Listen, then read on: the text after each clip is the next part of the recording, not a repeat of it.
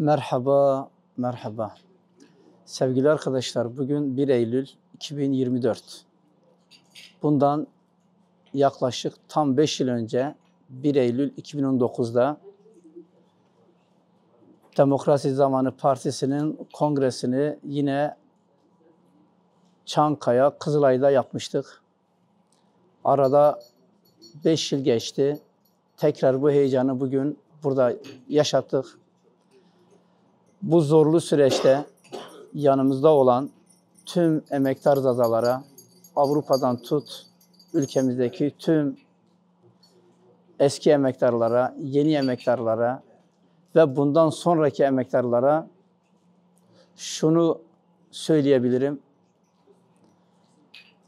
Bundan sonraki görevimiz daha da zor, daha da çetrefilli olsa da tecrübelerimiz,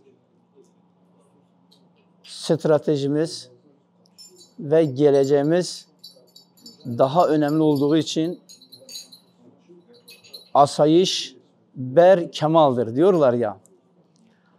Onun için gözünüz arkada kalmasın. Geleceğimiz, varlığımız Zaza halkına feda olsun. Bundan sonraki yönetimde görev alan arkadaşlara da bir küçük mesaj vermek istiyorum. 8 yıldır bu partimizin ana merkezindeyim.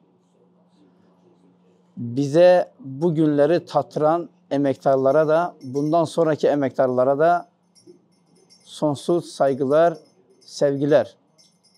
Teşekkür ediyoruz. Herkese ve tüm Zaza halkına ve tüm dünyaya şunu da söyleyebilirim. Zaza dili, Zaza kültürü ve Zaza aidiyeti ilelebet yaşayacaktır. Hiç kimsenin gücü yetmeyecektir Zazacayı, Zazaları, Zazanayı yok etmeye. Şimdilik alasmaladık.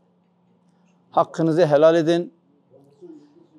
Yaklaşık 8 yıldır omuzlarımızda büyük bir yük vardı. Yeni gelen bu ekip, yeni gelen bu kadro, eşitlikçi 2 genel başkanımıza sonsuz güvenim vardır. Bundan sonra daha da ileriye götüreceklerdir partimizi. Saygılar sunuyorum. Kolay gelsin. Hürmetler.